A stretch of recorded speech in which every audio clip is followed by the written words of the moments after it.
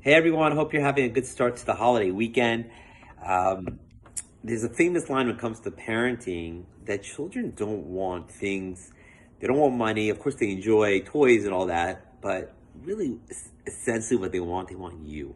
They want the relationship, they want the validation. Um, and it hit home this line this past week when I went on a family vacation with my children and my parents. We were outside Galveston, and one day we went to amusement park. And to me, the highlight of the trip, more than going on rides with my children, which was fantastic, it was when I was heading towards one of the roller coasters that my kids wanted to go on, and my father says, "I want to go on the roller coaster, but I would love to go with my son. Not just my grandkids, I want to go with you, Shalom." And it felt so good.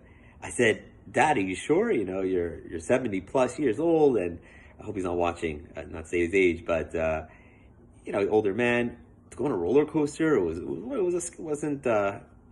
a wooden roller coaster." He says, "No, I want to go with you."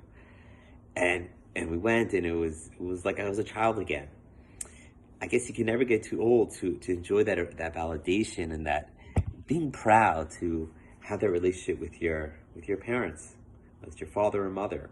It reminds me of a story. There was a couple who had children, and one of the traditions in this home was that the father would take the son to the store right before Shabbat, and they'd buy a cake together, a 7 layer cake.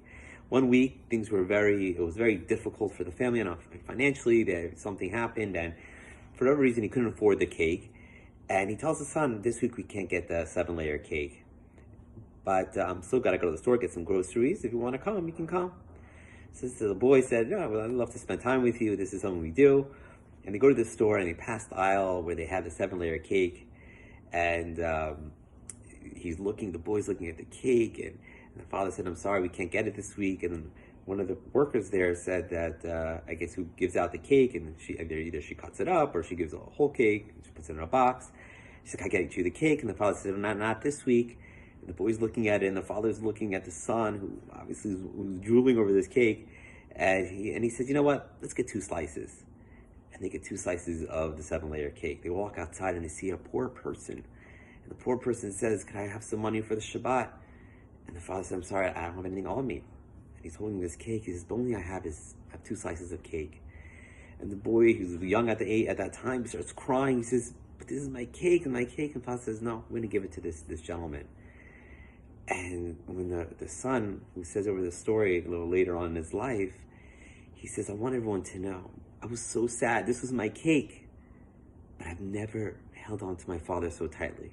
I was never so proud to be a child of my father."